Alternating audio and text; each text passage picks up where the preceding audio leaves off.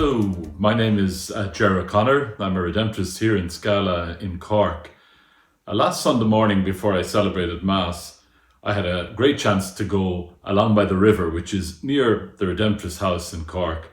And I really was stunned by the beauty of it, and in particular, the number of young people who were out rowing on the river.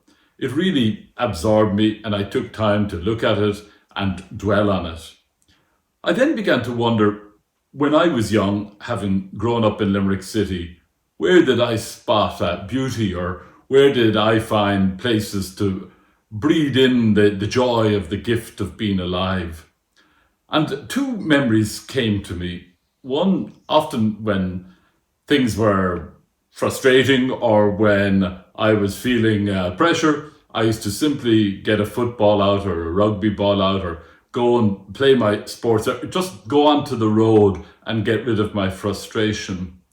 And then I also recall that in the church alongside the school that I went to, the church was the Redemptorist church, that at times when I was a little worried or anxious, or where I just didn't know how to say things to others, I used to visit that church. And in that church, I discovered the shrine of St. Gerard, and often I just sat there and gazed.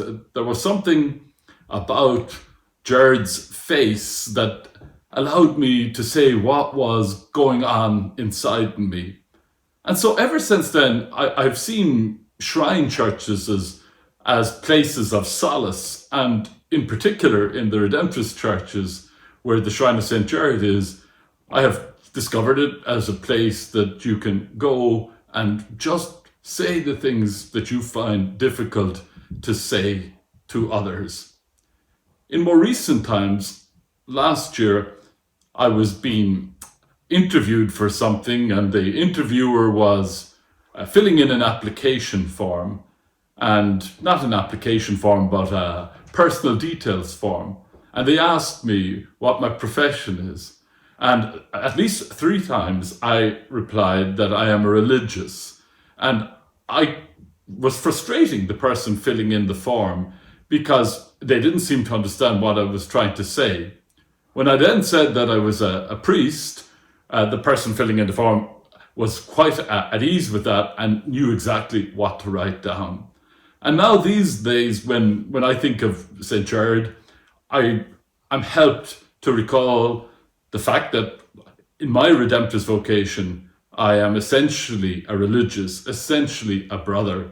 And Gerard was always someone who gave of his time, who dedicated himself in service without looking for profile or attention or recognition. And these days it is to Gerard that I look for that inspiration, simply to share the gifts, the talents, the strengths, the abilities that I have, and to do it quietly, discreetly, without seeking attention, service without recognition, because for me, Gerard epitomized that.